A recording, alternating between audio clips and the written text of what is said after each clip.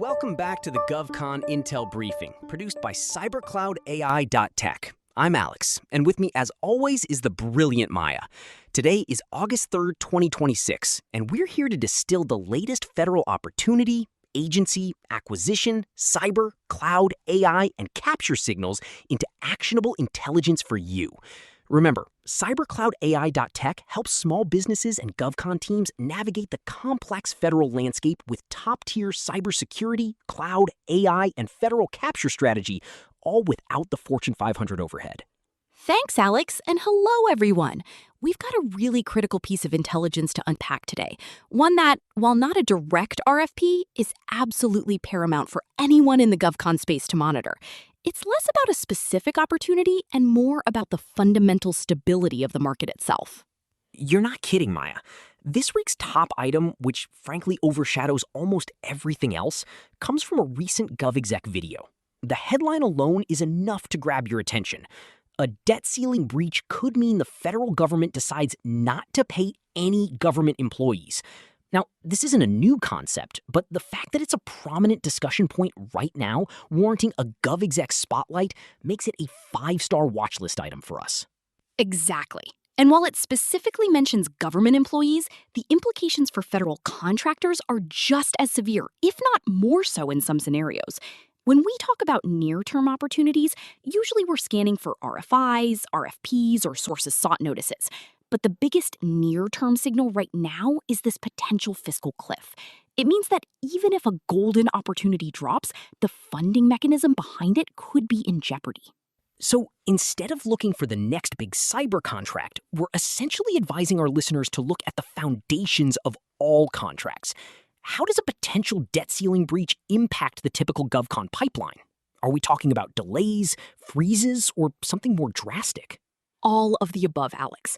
A breach or even the prolonged threat of one creates immense uncertainty.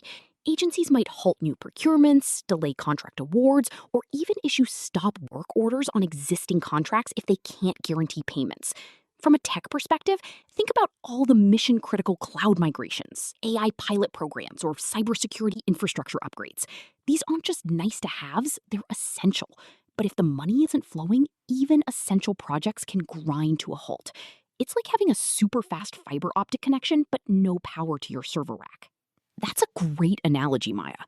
So moving into agency and customer intelligence, how are agencies likely to react internally to this kind of fiscal pressure? Are they preparing contingency plans, or is it more of a wait-and-see situation that just breeds paralysis? It's likely a mix, depending on the agency and its leadership.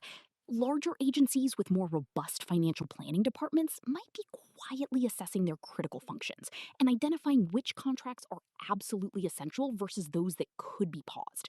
Smaller agencies or those with less mature financial operations might be caught more off guard.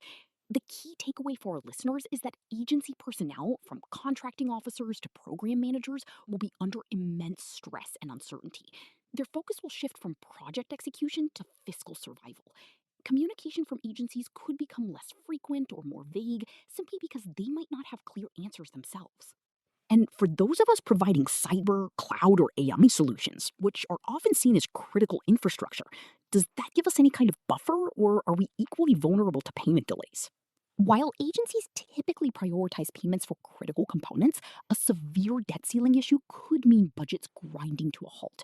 From a technology perspective, imagine facing a scenario where your payments for annual licenses could be delayed, leaving you vulnerable to security vulnerabilities or operational outages. From a security perspective, think about all the weakened personnel coming into a project. They're often facing payment delays, and that is a huge ethical and operational risk. We'll cover more on that later. While cyber and cloud services are often deemed mission critical, meaning they're less likely to be completely cut, payment delays are still a very real threat. If the Treasury can't issue payments, it doesn't matter how critical your service is, the funds simply aren't there. AI projects, especially those in early R&D or pilot phases, might be more susceptible to outright pauses or cancellations, as they might be seen as less immediate than maintaining existing operational systems. So while criticality helps, it's not a bulletproof vest against a payment freeze. It's about the cash flow, Alex, the lifeblood of any business. And that brings us squarely to budget and market movement. This isn't just about a few delayed invoices. It's about the entire federal market potentially seizing up. What does this mean for the broader GovCon ecosystem, especially for small businesses that don't have deep cash reserves? This is where it gets really serious. For small businesses, especially those with tight margins or significant reliance on a few federal contracts, a payment delay of even a few weeks can be catastrophic. It can impact payroll, subcontractor payments, and operational expenses. Larger primes might have more financial resilience, but they too would feel the pinch, potentially pushing down the payment chain to their small business subcontractors. The market movement here isn't about new spending initiatives, it's about the potential for a sudden, sharp contraction. It forces every GovCon company to reevaluate their financial runway and risk exposure. We've seen similar situations, though perhaps not to this extreme, with government shutdowns or continuing resolutions. This debt ceiling issue feels like a different beast entirely, because it questions the government's ability to pay any of its obligations. It's a fundamental challenge to the full faith and credit that underpins federal contracting. Absolutely. The why it matters here is profound. It's not just a political squabble, it has tangible, real-world consequences for every single company doing business with the federal government. It forces a shift from proactive growth strategies to defensive risk management.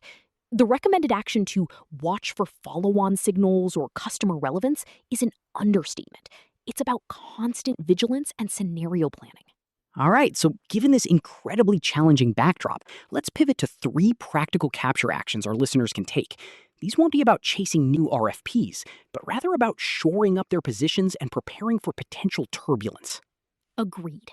My first practical capture action, or perhaps strategic resilience action, is to intensify your monitoring of legislative developments and official agency communications. Don't rely on general news. Dig into congressional committee statements, Treasury announcements, and any official guidance from OMB or specific agencies. Set up alerts for keywords like debt ceiling, appropriations, and payment delays. Understanding the political landscape and the specific timing of potential actions is crucial for anticipating impacts. This isn't just about knowing if something happens, but when and how it might unfold. That's spot on. My second action would be for companies to proactively review and stress test their internal financial resilience. This means assessing your current cash flow, identifying your burn rate, and understanding how many weeks or months you could sustain operations if federal payments were delayed. It might involve exploring lines of credit, diversifying revenue streams if possible, or even having frank conversations with key suppliers and subcontractors about potential payment adjustments if the worst-case scenario materializes. It's about having a clear picture of your financial runway and contingency plans. Excellent point, Alex. And for my third action, I'd say engage proactively, but carefully with your contracting officers and program managers. This isn't about panicking or demanding answers they don't have. It's about establishing open lines of communication. You might ask, in the event of fiscal uncertainty, what is the agency's protocol for communicating with contractors regarding payment schedules or project continuity? Understand their internal processes. Review your existing contract terms for clauses related to availability of funds, stop work orders, or termination for convenience. Knowing your contractual rights and obligations before an issue arises is a huge advantage. It's about being prepared, not paranoid. Those are 3 incredibly practical and vital actions, Maya. It's about shifting from an offensive capture mindset to a defensive strategic resilience one. This isn't the kind of GovCon intel we usually want to deliver, but it's absolutely essential for our listeners' long-term success and stability. Exactly. It's about navigating the current reality. While we always hope for smooth sailing, being prepared for rough waters is just smart business, especially in GovCon. Staying agile and informed is your best capture strategy right now. Well said. And that brings us to the end of today's GovCon Intel briefing. A huge thank you to Maya for her insights today on this critical topic. We know it's a challenging signal to process, but staying informed is your first line of defense. Always a pleasure, Alex. Stay vigilant, everyone. And remember, for comprehensive GovCon cybersecurity, cloud, AI, compliance, and capture support, visit www.cybercloudai.tech. don't forget to check out our other technology and GovCon podcasts at www.cybercloudai.tech/Spotify. Until next time, stay smart, stay strategic, and keep capturing those opportunities, even when they look a little different. Goodbye for now.